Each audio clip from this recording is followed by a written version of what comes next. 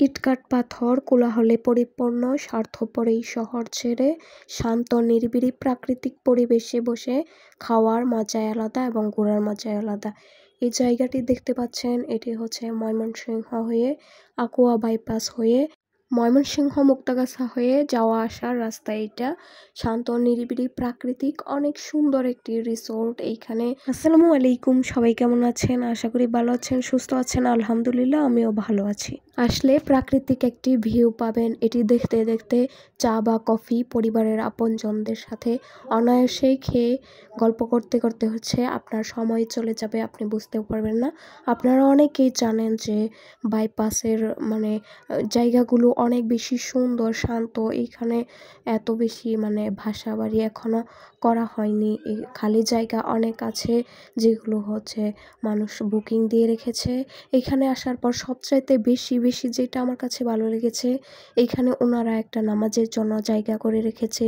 এটা তো খুবই চমৎকার একটি জায়গা। আসলে যে এটা দিয়েছে সে একজন ভালো মানুষ, তাকে আমি অনেক বেশি ধন্যবাদ দিতে চাই এবং আমার পক্ষ থেকে ওনার জন্য অনেক দোয়াও থাকবে। কারণ এরকম একটা পরিবেশে আসলে ঘুরতে আসলে, একটু সময় নিয়ে আসলে নামাজের জন্য আসলে সময় পাওয়া যায়, যার জন্য আমার কাছে অনেক বেশি ভালো লেগেছে সবচাইতে বেশি এইটা।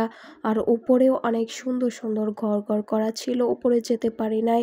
ওরা হচ্ছে যারা কাপল আসছিল ওদের হচ্ছে বুকিং হয়ে যায়, ওরা আসার সঙ্গে সঙ্গে একটা খালি হয়, আরেকজন এসে হচ্ছে চলে যায়। আর আমরা হচ্ছি সিঙ্গেল, যার জন্য হচ্ছে আমরা ওইখানে যাইতে পারি না। যাই হোক, ওপরে নিচে যাই হোক, সবটাই সুন্দর ছিল।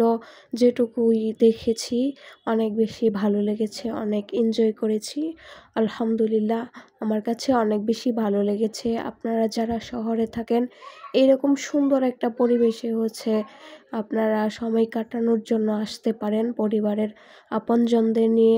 উপরে নীল আকাশ, সবুজে ঘেরা চারপাশে প্রকৃতি দেখতে দেখতে সময় চলে যাবে, বুঝতেও পারবেন না। এত সুন্দর চারিদিকে আলো ঝলমল, গাছে গাছে দেখছেন কিভাবে সুন্দর লাইটিং করে ওরা ডেকোরেশন করেছে। পুরোটাই অনেক বেশি সুন্দর হয়েছে।